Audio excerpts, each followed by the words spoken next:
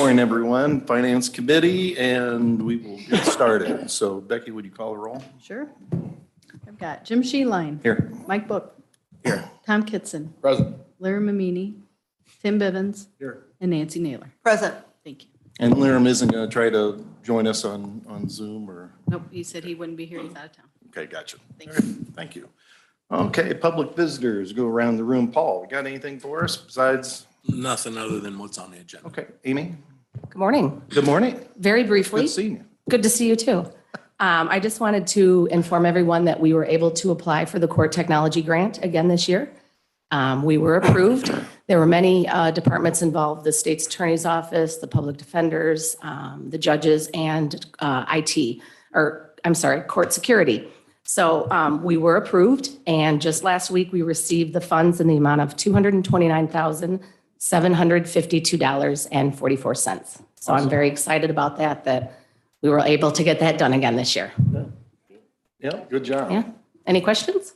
Any questions for Amy? I will just add a quick comment since Charlie's not here to add this. My understanding is that when Charlie asked you for some software dollars a few months back at the fall of the year, his hope was that this grant would help cover that. And my understanding is that this grant is helping to cover that software upgrade that we did. So Yes, that's correct. The state's attorney's office received their case management system.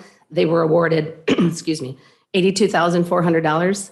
The public defenders, their portion, they were awarded $31,600. So they got that in the grant. Awesome. fantastic. That's great. Yeah, that's what we need to have. Oh, thank you. Thank you very much for that update, Amy. Greg? Just what I have on the agenda. Okay, very good. Dean? Good. Mike? No, sir. Thank you. Sarah? Patty? Very good. Oh, I'm sorry. I didn't mean to skip over you, Kim. Kim, do you have anything up besides what you're here to talk about? All right, thanks. All right. Wendy, do you have anything for us? Other than what's on the agenda? No, thank you. All right. We have approval of minutes. Everybody have any time to look over the minutes, any additions or corrections? Hearing none, I'd entertain motion to approve the minutes. Moved by Kitson, seconded by Naylor. All those in favor signify by saying aye. Aye. All opposed, motion carried. Treasurer's monthly financial report, Paul. All right. And this so is also, you'll also be doing the quarter. It'll be a quarterly, and I do have a sheet there for all of you to sign. Our financials are on track for the most part for what I see. What I will point out is if you look at your revenues that are coming in, local sales tax is a little light or coming in a little bit lighter than normal. So I'm seeing some slowdown, if you will, on revenues here for February and March based on just run rate. March is real preliminary, but it looks like our peak might have been January. The cash is still, we're fine. And the P&L looks pretty good as well. So Paul, when do we get, so as far as timing goes, so you've got, March coming in January, we don't have those numbers up yet, so, Well, so like the March, April. March would be January's detail. So in other Right. words, what we get in March is actually the activity of January. correct. Yeah. So we don't have those in as yet, so they're not built into the report? No, correct, because this report would be as of the close, if you will, of February. We do have some preliminary revenues in March already that have hit the bank. And one of them, I'll just give you a heads up on, like the personal property replacement that has been skyrocketing in the past. For March, what came in is 115,000. So if you look at last year, what came in, it was 209,000. So that's where I'm seeing a large drop off. One of the other ones is the state income tax. And you can see that just in February that came in. It's 183,000, and a year ago it was 211. So that's the drop I was talking about. Right. Yeah. The weird thing about that fund is that is there anybody outside Department of Revenue that knows how that thing's calculated and how that works? Because that's always been volatile. As long as I've been Yeah. around local government, that thing bops around all over the place. It does, and I would say probably Springfield would be the only people who really understand that account. As they're the ones that are doling that money. Makes it a challenge for us to Correct, figure out correct. how to plan. Correct. So that's it for the financials, if you will. I did have a couple other things just about the treasurer's office, if I could jump in here. So mobile home tax bills went out last week, which is we're a little bit ahead of schedule, which is fine. Everything went great, so we should be collecting that. And then really the other thing I wanted to let you guys know is our audit is preliminarily done. Looks like we're gonna have a good audit, but we do have one item that they would like us to improve on. And that's probably more in the just some accounting structures that we'll do, and I can take care of that for us, no problem. So, but it does look like a pretty good audit. I think they're going to plan to come in next month to give you guys an overview. Yeah, so the preliminary result was that we do have a clean audit, and so that's always good news. But we'll have them in next month, and we'll get into the weeds on the audit a little bit next month. So anyway, all right. And I guess I will add, because I did get involved, the issue that Paul talked about, I got pulled into a little bit, and just so you guys are aware, continuing the office, Paul and starting with Paula, was in trying to consolidate and make sense, especially after we got the new software, to make sense of all these different accounts that the county's responsible for, especially off-book accounts. It was the off-book account stuff that's outside the general ledger that there was identified a couple of issues. But we worked through those and ended up there'll be a management letter finding in the back of the book that'll basically detail, the things that they recommend that we do a little differently. And that's what Paul's talking about as far as, and so it was kind of a process, and it was kind of fun to have Paula come back. We pulled Paula for one meeting to understand exactly what they were, having issues with. And so anyway, but as I said, this was a process that Paula started going on now 5 years ago. Paul's continuing that, and we're hoping to get some of those issues cleaned up in a good result. So anyway, all right.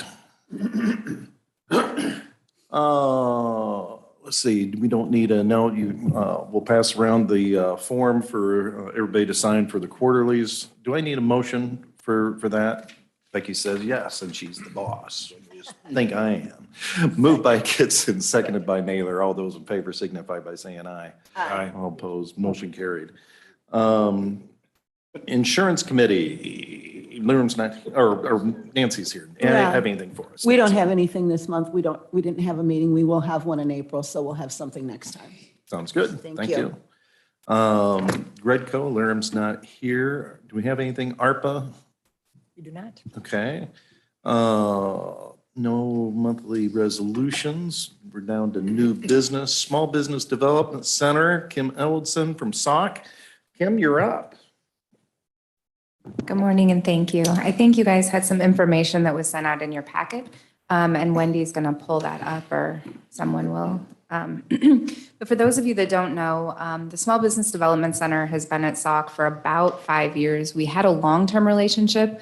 We lost the Small Business Development Center around 2010, 2011. And so about a couple of years later, we were able to bring that back as a center for small business and officially got the state designation back for the Small Business Development Center in 2016, 2017.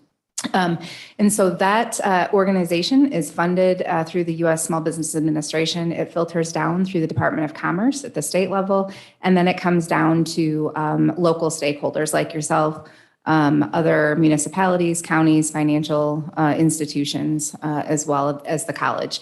And why that happens is our center is one of them that is required to have a local match. So that provides the funding to help us move forward. And if you're not familiar with the center, what we do is we provide no-cost confidential business services to our small businesses. So as long as you're 500 employees or less, we can work with you. There are some caveats for manufacturing and ag facilities and agribusinesses that we operate based on annual revenues instead. So what we do is we will do pre-business planning. So if someone thinks they have a sauce that's award-winning at one at the county fair, and they want to think about putting that together, we will work with them and say, do you really want to make sauce for 7 days a week for 24 hours a day? And if they say yes, then we help them down that path. And so we will do everything from a business plan, which a lot of our financial institutions require. We have some organizations now in the region that do grants for small businesses. And the caveat of that is they have to work with the Small Business Development Center. We will help with websites. We help people develop a logo. You will from time to time see people that need to get their FEIN number or some other state requirement. We do all that at no cost and help our businesses. I heard a horror story yesterday from a colleague that said they thought a business that they were working with thought they needed to have, they needed to go to a lawyer to get this done. And so the lawyer charged them about $500 to get this set up. And they are like, we don't have $500. We're starting up. We're like, well, that would have been a perfect example. And again, it's my colleague. So she said, that would have been a perfect example. You come to us, we do all of those things. We walk you through it step by step. And it's not just startup. We like to tell our businesses that we're your bonus employee. So we're your free one, right? We're the one that's with you the entire length of the time. We will also help with expansion, business valuation. So if you're in that stage where you're not sure if you want to sell, close the doors, or pass it on, we will help you with that stage too. So we have a variety of different clients. We have a variety of expertise on our staff.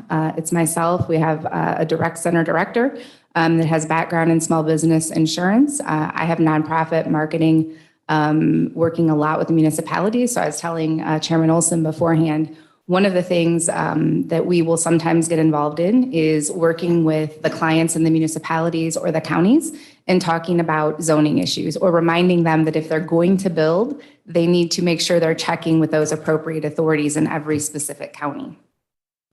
In terms of what you see on your screen and what was in the packet, that client heat map kind of shows you where our geographic area lies. So predominantly we are within the Sauk Valley Community College District. However, we do have some clients that fall outside of that because of where they're based. They might be physically based in the community college district while their business might be outside of that.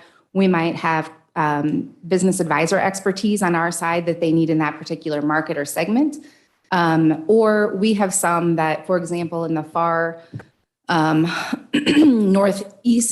northwest counties up there, you will see we have a couple that are serviced more closely by a Dubuque or a Wisconsin center. They can't go there, so they will filter down to us. And we do have stakeholders that are providing funding for that local match for those clients as well. Wendy, if you want to advance that, please. So just to give you an idea of what we do at the college, this gives you a snapshot of what last year looked like. We spent over 1,000 client advising hours, 208 clients were advised, 19 new businesses were started in the region, 36 jobs created, 22 jobs retained. You can see the investment in client debt and equity funding. The 14 formal pitches, that is pretty exciting. That's one of the larger numbers we've had. And that's not only to banks, but those are people that are going out and pitching maybe to venture capitalists or a private investor somewhere. And so we'd like to see those numbers go up because it means other outside sources are investing in our regional businesses. And then, of course, the advising hours that are a requirement and 6 success stories. And when I came to the center, we really were talking a lot about the metrics. That's what the state's requiring. That's what the feds like to see.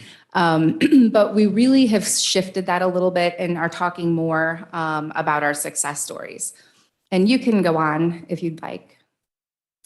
This gives you an idea of what we've generated because of the investment you have made previously and other stakeholders. So for every dollar we are generating, and there's two figures there because one is last year on the left and the one on the right is since the center was reinstated. So there's $26.32 in additional economic activity that our office was able to generate last year just through that. And the other thing I think that's important for you guys to know, we do work with LaCita, we work with Dixon Chamber and Main Street.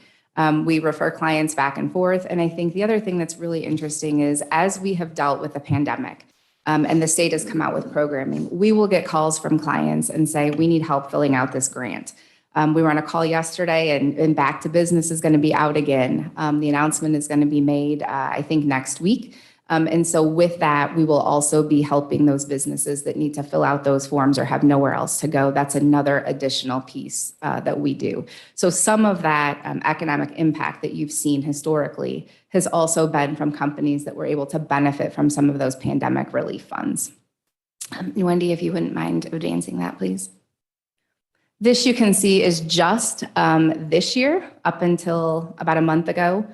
We do stakeholder meetings, and we invite Chairman Olson, and I think, Tom, you also had an invitation, and Wendy does as well, to attend those. We're all virtual, and so it's been able to work really well given the geographic area that we have. We do some in-person meetings, but we did find with the pandemic that doing it after at business hours does help some of our businesses that couldn't otherwise access those services. And we do have some special weekend hours. If you wouldn't mind moving that forward, I think there's one more maybe, or is that it? That was it. Okay, perfect. So I wanted to talk a little bit about the success story so you have a feel for some of the clients that we've worked with in the region. And it bounces back and forth in terms of the number that we've served. So when I pulled the chart, again, just to see where we were at, this goes all the way back to, I think, 2005, but it's about 400 clients from Lee County that we've seen historically. Obviously, the bulk of that is from the last couple of years. But when you're talking about success stories, how many of you know about the Wiley Flower Company downtown, right? They're in downtown Dixon. Anybody? Okay. So Brandy came to us originally. She wanted to start, she actually came to us right as the pandemic started. And wanted to figure out how to grow her business.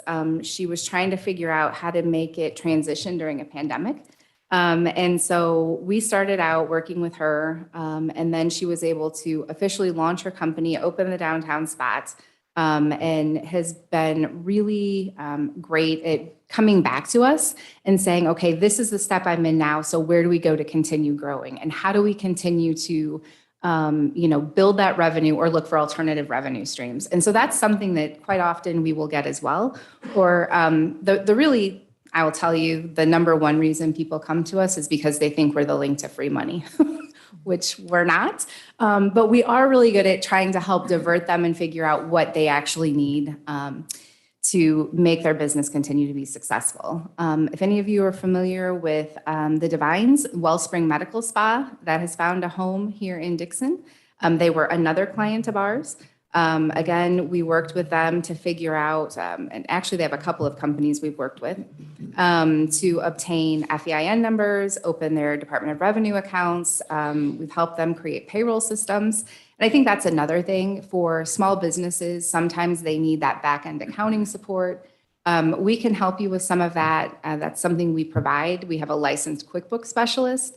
But then on the flip side, if you're working with the SBDC, we sometimes, because of our state and the federal affiliation, we have discounts that we can offer our small businesses to participate in those businesses and companies as well. And then the third one I wanted to share with you is really more recent, and it's Jennifer Smith with Out of the Box Music. So she was wanting to expand her in-home private music lessons to a studio space in Dixon. And so we helped her obtain the financing to be able to do that as well. So that's just a kind of a snapshot of what we do. I'm happy to answer any questions if you'd like. But I think when Wendy and I spoke before, some of our stakeholders have done 3-year commitments, and so that's what we've put in place. I believe you guys have funded us the last 3 years as well, but wanted a more formal opportunity to present before you. So appreciate the consideration and the prior support, and happy to answer any questions.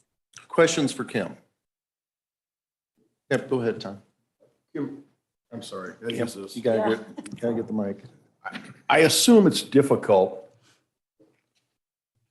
to have people find you. I mean, is there because many charitable organizations, and I'm not saying you are, people that need that charity have a hard time finding them, or they have a hard time finding the people. How are you guys found? I mean, I'm going to start a business and I know about it, but how would I So it's know to a reach combination out? of things. Part of it is like outreach like this morning, and then you guys learn a little bit more. We have a great relationship with a lot of our local lending institutions.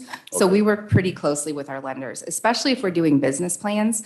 We want to know what they see. So we know from talking to our lenders, some banks like different things in the business plan, so we can tailor them a little bit. A lot of our municipalities, our economic development groups, our chamber organizations as well, is where a lot of our referrals come from. Some just randomly go online and see that we can help with SBA loans. We don't help with the loans. We can assist with the paperwork, but we have that contact network. So some of it is just, I'll say, luck that people find us, but a lot of it is outreach and referrals from the lending community or our municipalities and county friends. Okay. Thank you. Any other questions?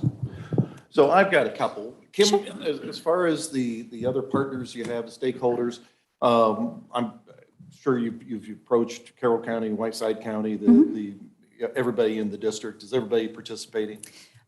Carroll County is not, but they have their economic development group that participates. Whiteside does, but I am going to Carroll County next month to talk to their group again as well. And some of the things that we are doing, like I mentioned, that economic development group that has that memorial grant that they do. So that's one of the conditions. So they believe that we're providing that support to them to help with the business plan side. So that is supplying that small business support. So that is what results in their contribution to our center as well. Okay. Also, as far as timing goes, we're in the midst of our budget year. This would be an unbudgeted expense. As finance chairman, I really like to see these things be integrated into our budget processes. Would there be a problem? We start our budget process in July. Nope. Absolutely. Actually, we're a little bit ahead of the game, so I hope you're happy. We actually did the commitment for this year earlier. So this is actually for the next 3 years moving forward. So I hope this aligns with the budget process. That's what we were trying to do when Wendy and I and Chairman Olson spoke. Sure. Okay, very good. So what we have done in the past is we in December have typically sent an invoice payable in January. So that kind of aligns with the budget cycle. Okay. So Jim, if I may, to confirm what Kim has shared with you, the county did verbally commit to 2021, 22, and 23, and we have already paid it for this current fiscal year. So when Kim and I talked about extending that, I suggested that we get something in writing if we're going to keep doing that. The verbal commitment is hard to keep track of when we transition with board members and county administrators and et cetera. So this memorandum of understanding would be put in place and then would allow us to know where we're going for the next 3 years. Kim, only one suggestion I would have with the MOU, and I just now noticed it, or I would have addressed it before with you. It does say the next 3 years, but maybe we specify in here those fiscal years to be very clear because, there is a little murkiness about whether this includes 23, but it doesn't because we've already contributed for 23. Correct. So maybe we just change that and add the fiscal years so that's very clear. Absolutely. And that's something standard we've asked before for a lot of our stakeholders, and it wasn't a situation where it was requested here. So I'm glad that we like to have it on paper too. So we appreciate that very much. So I guess my question, we're not looking for a vote from the committee on this. This is just simply going to be integrated into the budget process starting in July. Yeah, you're certainly welcome to if you'd like to, but yes, Kim and I wanted to be way ahead of the game here. We did. And did want to present to you now. You might have to come back, Kim. I can Sorry do about that. That's the bad news, but No you may worries. just have to come back. Yeah, no, we wanted to be ahead of the game and present to you a memorandum of understanding and make sure that in fact that was the intent of the board, was to continue to do this contribution of $10,000 per year. Okay, all right. Any other questions from the committee? Kim, thank you. You know, and also, and Wendy hit the nail on the head as you transition. I don't remember us doing the commitment 3 years ago or whatever it was. And I was on finance committee, but you forget things. And so I really appreciate you coming in and reminding us what you're doing and the role that you're playing. I think that's an important part of, it's one thing that, we talk about economic development. And that's all great and wonderful, when you're going after the larger businesses, but there's a really big piece, missing section that you're kind of filling that niche for the smaller startups and for the smaller, more local community-based businesses. So I appreciate the work that you're doing, and we'll see you probably in August. No, that's fine. And if you have other questions that you think of, Wendy has my information, Tom, Chairman Olson, and I'm happy to bring back additional information or success stories if you need it in August. All right, thanks. Thank you.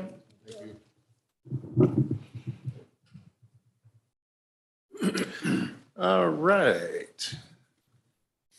So we have, we're at point B, 9B, Facilities Director Approval to Hire. So Wendy, do you want to I will. carry on with that? So approximately a year ago, I did present to the board the concept of doing a maintenance step program.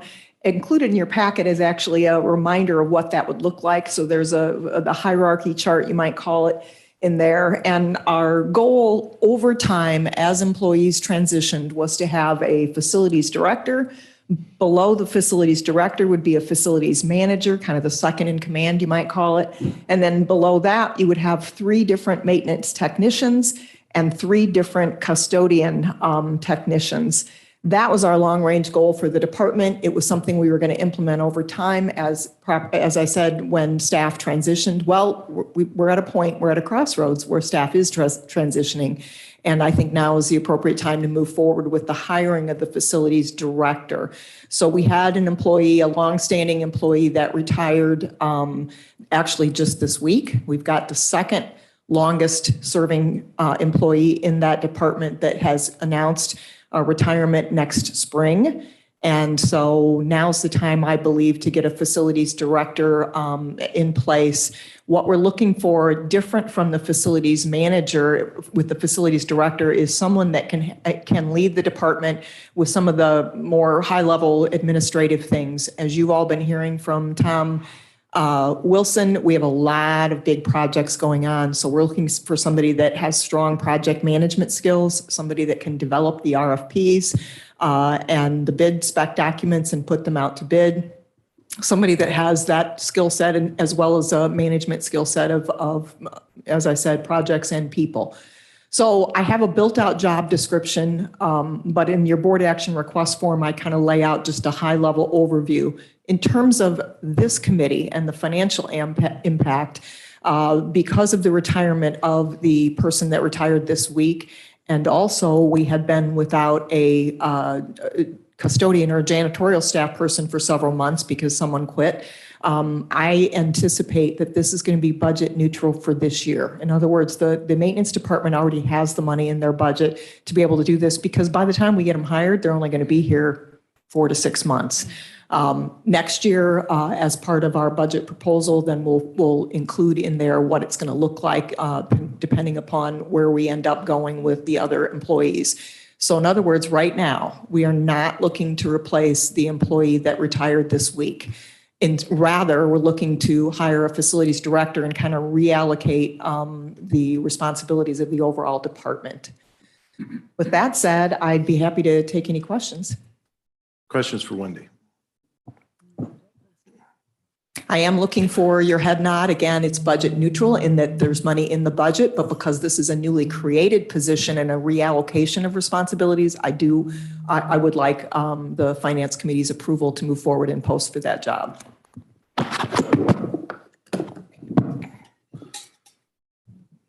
Tim makes a motion to approve the proposal for moving forward with hiring the facilities director. Is there a second? Naylor seconds. Discussion. Is there any questions from the committee? Everybody's kind of clear. So having said the budget neutral, you look down, just want to point out, this is a higher, the cost proposed action is 59.5, but estimated salary for 6 months, estimated salaries, they're looking for 85,000 at the high end of the salary range. So I'm assuming, Wendy, that's somebody that has, extensive experience in doing this. Yes, extensive project management, bid spec management or development, management of staff. Yes, that would be, I think that 85,000 is the high end of the scale. Sure. What we're hoping to put out in the job posting is between 75 and 85,000. It's the progression we planned on taking. Yeah. We're moving in the path we agreed to move, a year ago or whatever. So I mean, it's the right thing to do. Any other questions from the committee? Comments? Hearing none, motion is to approve the posting of facilities director's job in the maintenance department. All those in favor signify by saying aye. Aye. All opposed, motion carried. Oh, and this will be moving to executive, of course. Do we have to have that in every single motion, Becky? Are we required? Okay. Actually, in this So- case, you tell me your preference because we can take it on to executive and full board. But this would be something, again, because it's not going to have an impact to the overall budget for this year. It's not necessary, in my opinion, to take it to the full board. You want to be transparent and do it anyway. I'm good with that. I think for transparency purposes, as we sit here, we do things and you look out, Mike's here and Dean's here and it's good to have everybody understand what's going on. Perfect. So, Otherwise, we don't pass the budget next year then. Yeah. Note to Right. Becky, I'm not sure I forwarded that on, just so you know. We'll have to, we still got time. we'll We get can- that. We can get it on. Yeah. Sure. We're just doing that, so. Right. All right, thank you. And let's see. All right, we're down to C, approval request for proposal RFP in Courts Building HVAC project. And who's taking that? Dean or Greg? I Or think Wendy? I think I am. Oh, okay, sorry. That's all right. So this is, you might call it a housekeeping item in order to move forward with the HVAC project over across the street in the courts building. We needed to have a permission of, our financial policies call for us to have the permission of the parent committee to go out for RFP on something. So the parent committee was technically the Facilities and Maintenance Committee, but I didn't get it on the agenda in time. So I'm looking for you to be the parent committee. Obviously, any cost expenditure flows through this committee anyway. So I'm looking for you guys to help me out here by approving us going out for an RFP. I will tell you there has been some communications with the state's attorney's office as to whether an RFP is necessary in this case, and they're going to get back to us. So what I'm looking for here is a motion to approve going out for RFP if it's deemed necessary by the state's attorney's office. Okay, everybody clear on that? So moved. That's a major point. Moved by Book, second by Naylor. Discussion. Hear none. Everybody knows what we're doing.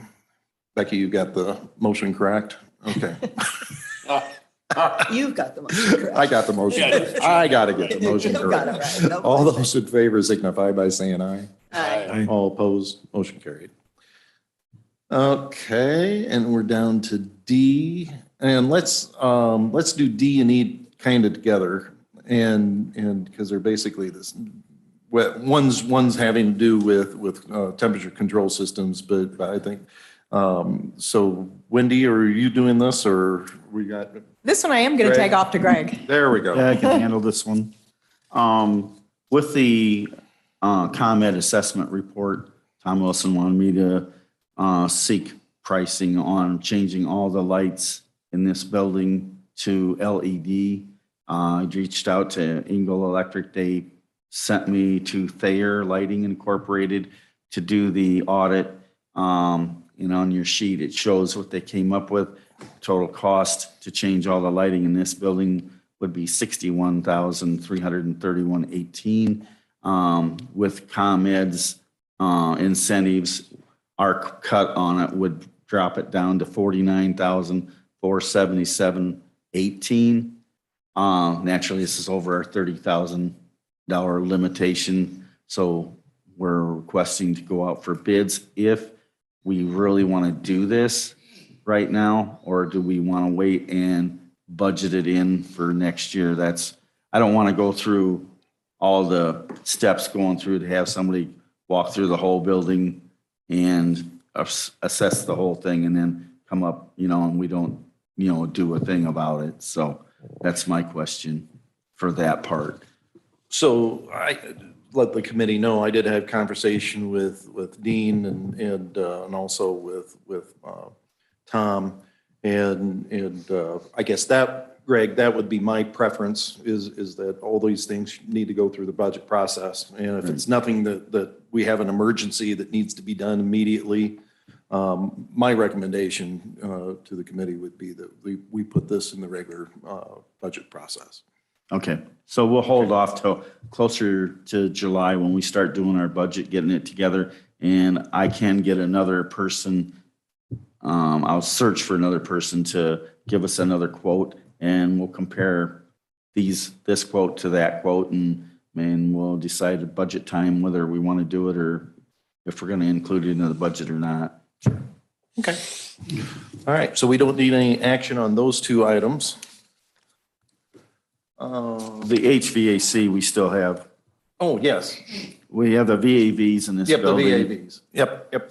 We received a quote from Hartwig, and it's well over our $30,000 limitation also.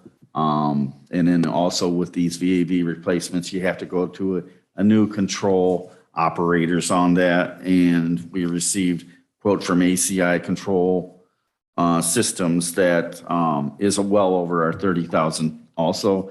So I'm asking that we put this out for bid. This is not a budgeted item. It's going to be pretty extensive amount of money, as you can probably see on your packets.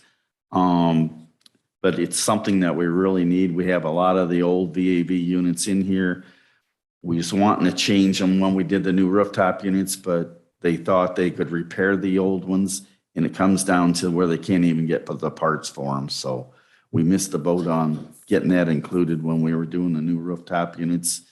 So now we're at the mercy to try to do something, because we're going around and manually adjusting the temperatures on the VAVs, and they modulate. So Ryan's been pretty intense about going and trying to cool the room down, and then he has to go back because it's too cold. And we just can't operate a lot of the units in this building. There's 30 of the VAV units in this building that were original to when they put the HVAC system in this building years ago.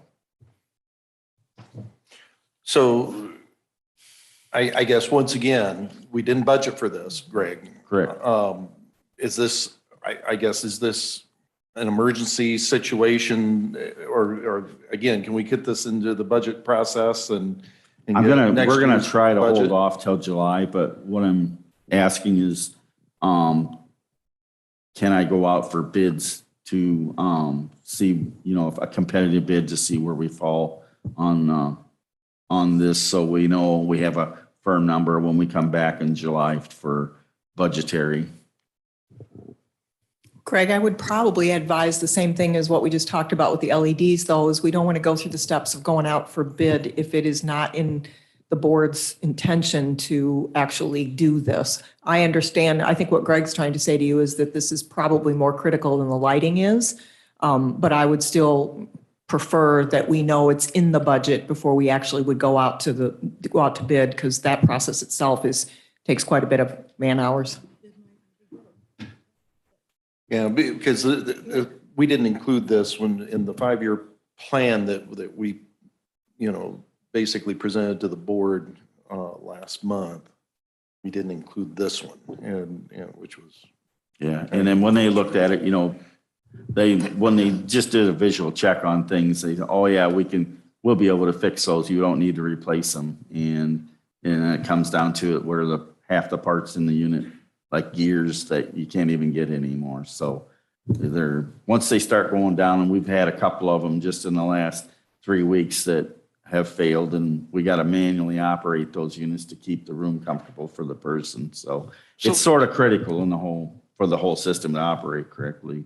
And Greg, I got a curiosity question, and Oh, yeah. don't take this, Oh, no. it's not personal to you, but when we put the new units in, that's an integral part of the whole system. Why wasn't that, why didn't our vendor Yeah. say, hey, you guys need to do this too? Right. They should have checked them and made sure that they get the parts. They were confident at the time that they could get the parts, and Oh, they couldn't. They checked on the parts when they went to order the parts. They came, looked at them, tore them apart. They go, oh, it's just a gear. We'll get that. Well, when they went to order the gear, it's not made anymore. So, and they don't make a replacement from China or someplace to stick in there. There's nothing adaptable to the unit. So we're sort of between a rock and a hard spot right now. Greg, I have a question. Yes. Yeah, I'm getting it. Just thought about that. So just out of my curiosity, when someone has to go and readjust this because the temperature either gets too hot or too cold, what's the time frame of that? How long does it take that person to actually do that? Well, he has to do it probably between 3 and 4 times a day, and it usually takes him half an hour to 45 minutes each time he has to go do that. So he has to To take the physically cover do off of it, and he has to manually drive Okay. the system, and that a motor should be doing, but that gear that drives that is bad. So he's manually operating it, which they're going to get a warm and then a warm and a cool, because he doesn't have the time to stand there and adjust that like it would modulate on its own. Understand. Thank you. So, Jim, go ahead. So, Greg, do we have a possibility then that before we get into the budget, that these things could fail enough that this building will be superheated for our employees during the summer? I mean, is it? That's a possibility, because it seems like once something starts failing, they're all the same age. So if one gear goes bad, they're all being driven by the same amount of cycles that, all the other ones are. So it's very possible. I mean, it might not, and it might. I just, That's there's my only no concern is I don't want full to, proof. I'd like to have a fit the budget, but I really don't want to see our employees suffer this summer because we didn't do this earlier. I don't, that's just a comment. I don't have a judgment on it. well, and I have the same concerns, Tom. And,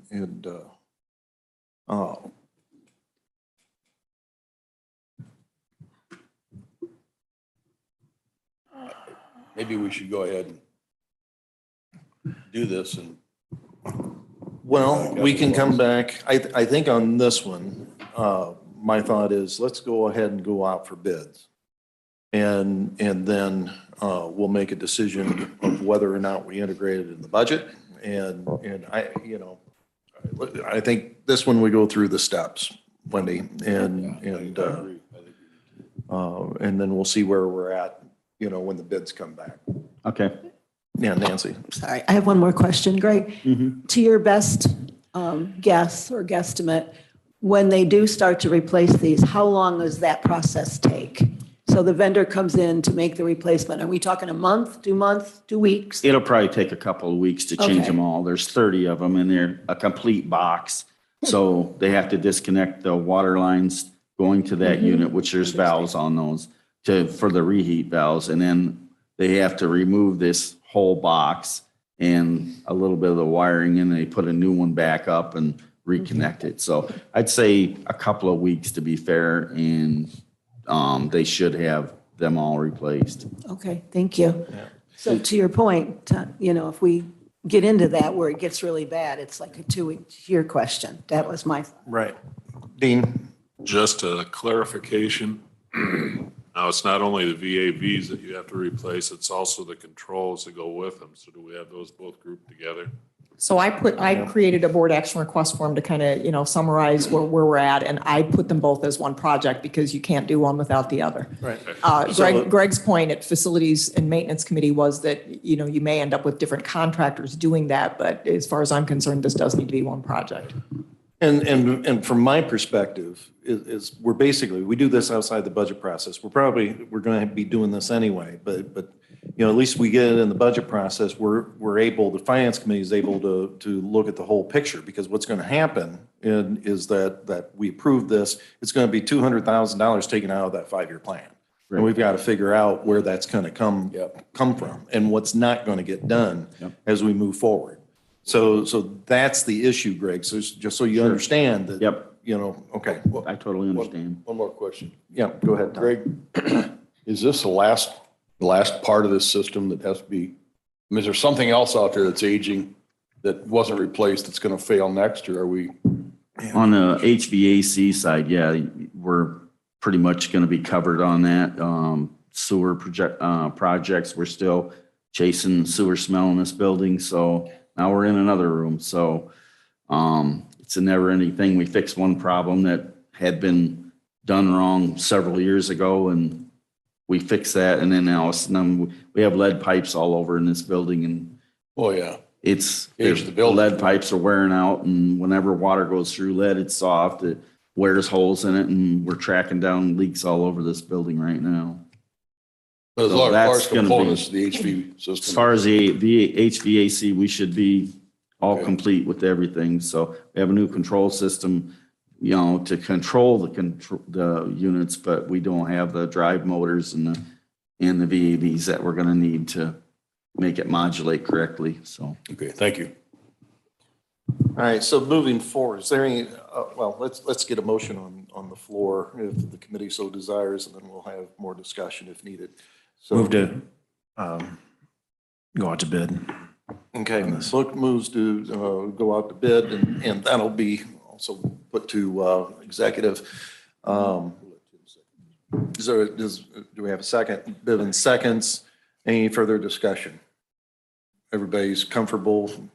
All right, hearing no further discussion, all those in favor of the motion signify by saying aye. Aye. All opposed?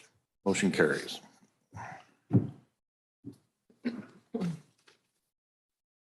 Actually, I was thinking of I was pretty confident we'd do the same thing with both those areas, Greg, and I talked to Dean as well, but I understand, it's, you can't have a guy up there, running a gear manually all day long. That's just. They get pretty grouchy when they get hot in their rooms. Yeah. Well, I beg your and this is pardon. outside. But where are those things located? Because 30 of them. They're above the ceiling in each one of the offices, so the thermostat controls that operation. So it switches from heat to cool, modulates to keep a constant temperature in the room.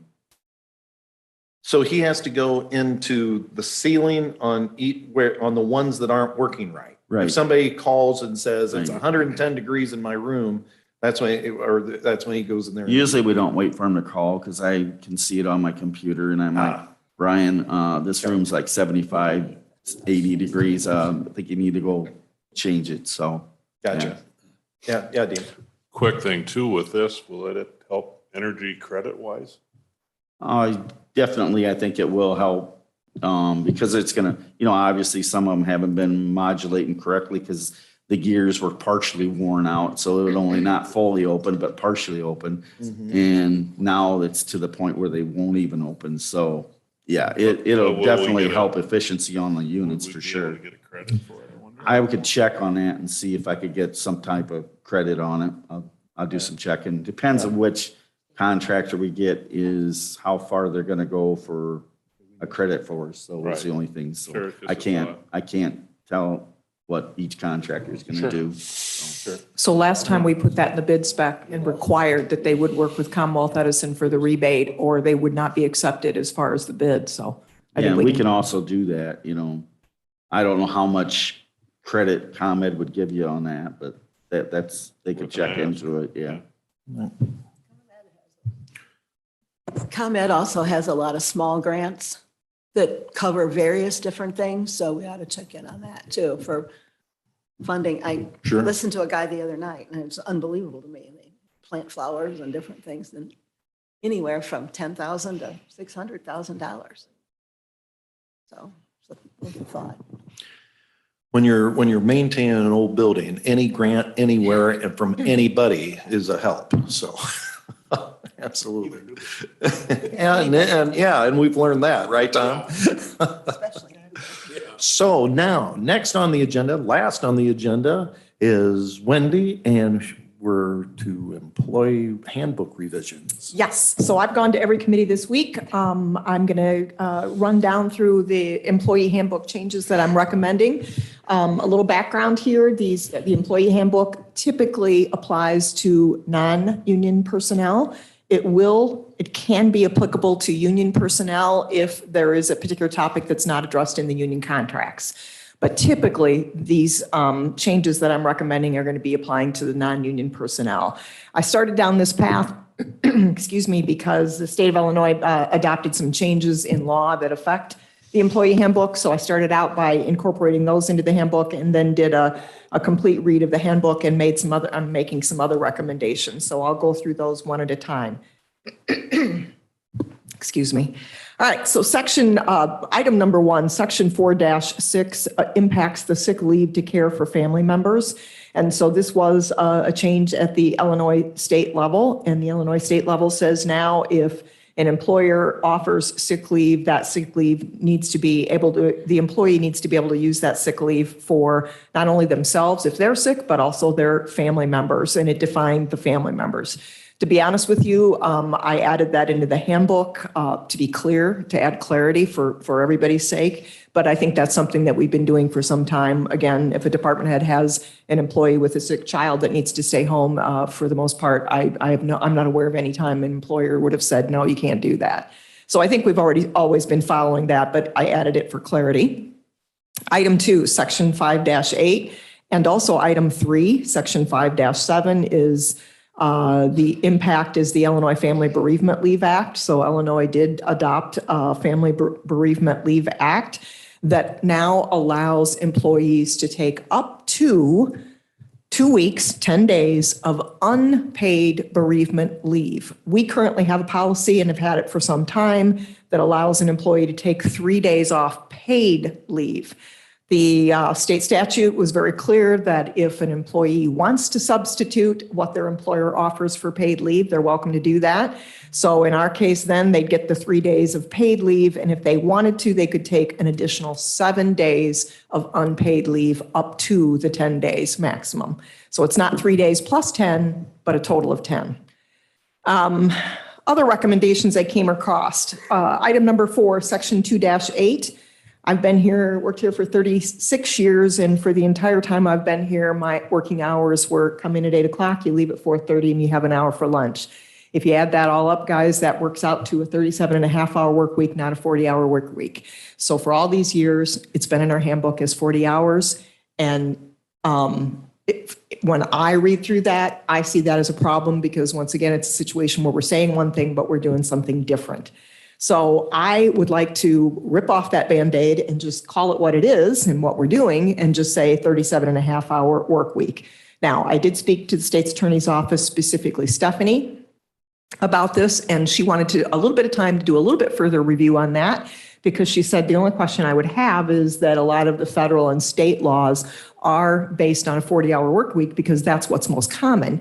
And so would there be a concern or a conflict or an inability to be able to translate something if we went with the 37.5 hours officially and the state law said 40 hours? So my recommendation for you today is for you to consider calling it like it is, with the exception of, or with the idea that the state's attorney's office, if they recommend that we don't do that, I would remove my recommendation out of the handbook.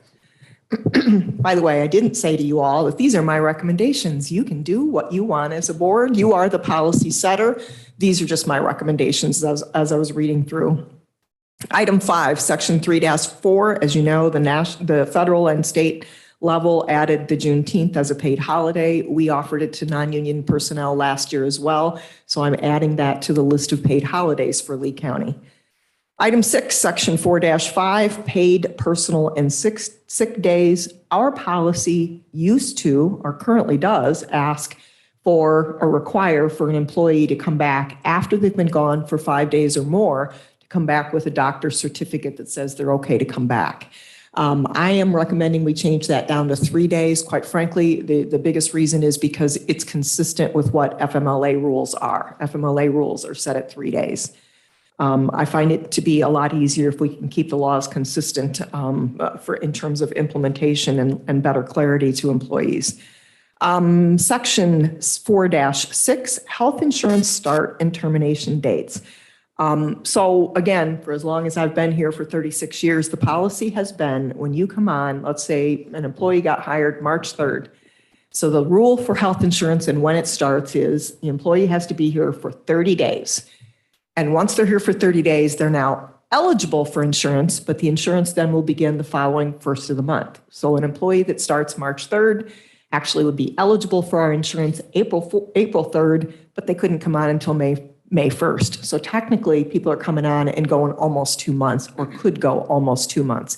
Worst case, our best case scenario, they'd go about a month before they could actually get on our insurance. So I did reach out to our insurance provider and kind of talk through what's the industry standard these days. Is there any issue on their end with providing access to insurance from the first day an employee is hired? And there is no issue with that. I think the reason we did it all those years ago is because we did things on carbon paper and using mail. And it just took that long to get people signed up and ready to go. Also, all those years ago, employers had the right to eliminate or have remove pre-existing conditions, which we no longer have the right to do. So I'm recommending that we go with the industry standard, that we get competitive in the hiring environment and change health insurance to begin on the day an employee begins employment with Lee County. We now have the ability to go right into the health provider's portal and add somebody. Takes 15 minutes to add someone and they can be in the system. So we no longer have the same hurdles we did 36 years ago. On the flip side of that, termination date. Once again, I'm making a recommendation for a change, and this is based on our health insurance provider. Their rule is that if an employee leaves or terminates employment after the 15th of the month, that coverage will actually extend through the end of the month, which kind of makes sense here because employees pay out of their 2 monthly paychecks for insurance. And if it's after the 15th of the month, then in fact, they've already paid their 2 installments for that month, so they should have coverage through the end of the month. So I'm recommending we say that the termination date of health insurance is the last day the employee reports to work, or if that termination is after the 15th of the month, coverage will terminate on the last day of the month. Item number 8, section 6-5, personal use of cell phone. Our language before prohibited an employee from using their personal cell phone for anything, for any county business. And of course, the way of the world today is that we're all using our cell phones for all kinds of things. I personally use mine quite a bit. So I am removing the prohibition language and actually stating it that as with the department head's permission, an employee could use their cell phone for business use. Section 6-7, page 52, business and travel expenses. Our current handbook says, turn in receipts for your meal reimbursement, and you can be reimbursed up to, for an entire day, $40 per day. But the rule also was that if you leave after 7 a.m. in the morning or get home before 7 p.m., that we will not reimburse you for a breakfast or dinner meal. But the policy didn't really clarify, then, okay, do I get to use $40 for lunch? Because my cap is $40. So to clarify that, I am breaking down a cap on breakfast, lunch, and dinner. That way, if you don't qualify for reimbursement for breakfast, but you do for lunch or dinner, then you know exactly what your cap is. By the way, our current policy is, and I'm not recommending any sort of change to that, is that the employees do have to turn in a receipt to get reimbursed. This is not a per diem where they get a flat amount and they can use it how they want or not. This is upon receipt will reimburse you up to those thresholds. Also in that section, I removed the language prohibiting the reimbursement. Yep, go for it. Because I'll forget, you know, I let you go to the end, Wendy, I'll forget my question. No worries. But on that one, it just, so who approves? Is the department heads or the ones that get the meal and then? It is the department heads. However, that then moves, depending upon the amount of the reimbursement, it also could be the claims committee that's reviewing those claims, depending upon if it's if it's a conference expense charged to someone's credit card and it's greater than $1,000, those things end up going to the claims committee. All right. It's just one of those things, and you hate, I've seen that in other places that can get, it's a burdensome, it's a pain, and it takes up a lot of time. I just wanted to make sure that there is a process and right. So, okay, thank you. Absolutely. And by the way, if any of you have any input or questions, by all means, interrupt. I'm trying to make good use of your time, and you know I all talk fast, but you just have to interrupt me. All right, item 10, section 7-2, use of cell phone cameras and recording devices. The current policy prohibited any sort of camera use of your cell phone or recording, which, you know, on the surface seems to make a lot of sense. However, I myself have used my cell phone and took a snapshot of something and sent it to one of you, business related. So I don't know that we want to prohibit that, you know, completely, but rather at the department head's discretion.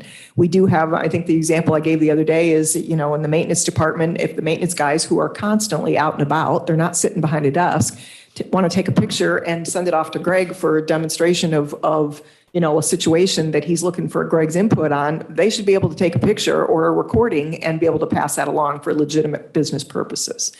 Obviously, we do want to be careful. There are times when it is inappropriate to record or to take pictures. I'm just trying to make the clarity that if it's for legitimate business purposes and approved by the department head, that it would be allowable. Item number 11, the last item, in reading through the discipline and discharge section, I noted that an employee could be disciplined for any unlawful use or use of any unlawful substance, excuse me. And now with marijuana in Illinois and other substances, I think the key here is that if an employee comes to work impaired, we don't care if it's by a lawful use or an unlawful use, that they, you know, potentially could be subject to discipline. So that was the point I was trying to make in that one. Those are my recommendations. I'm hoping to send that through to the full board this month for approval. I am pending the state's attorney's feedback on the definition of the full-time hours. Other than that, if anybody has any comments, questions, suggestions, feedback, I would take it.